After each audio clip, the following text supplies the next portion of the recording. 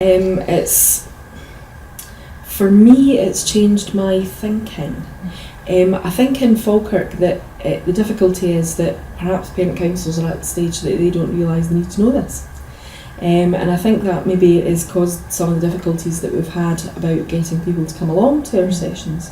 But having attended them myself, I mean, it really has expanded in my mind and changed the questions that I ask parent councils when they approach me for advice, especially when they're looking to get more people involved or they're looking for new areas for them to get involved in.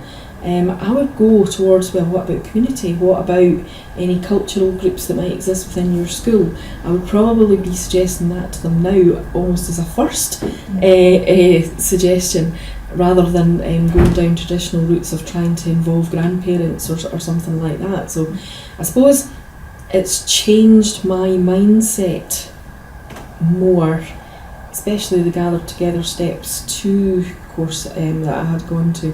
I really valued that a lot. I liked the scenarios that we worked through. That threw up some issues I hadn't even thought of. Of course it should have. So I would say that that's really the biggest impact that's had on me.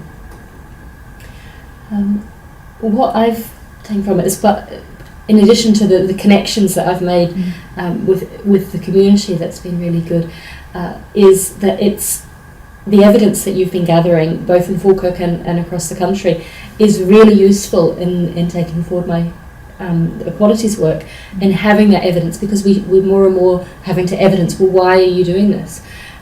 So having some evidence base that I can use to say, this is what parents are saying is really useful. This is what they're saying, because I can hypothesize about what barriers are, but you've got stories where parents are saying, this is my barrier.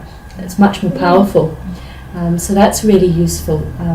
And you've been doing as part of your training the Mythbusters, but actually you're providing us with some myth-busting material. Things like every minority ethnic parent will need an interpreter. Well, actually no, lots of them come here, they live and work here, they learn English quite quickly. And you've given us data where we can say that's a barrier, but it's only a barrier for some parents. And although they might not speak English perfectly, they might be able to understand.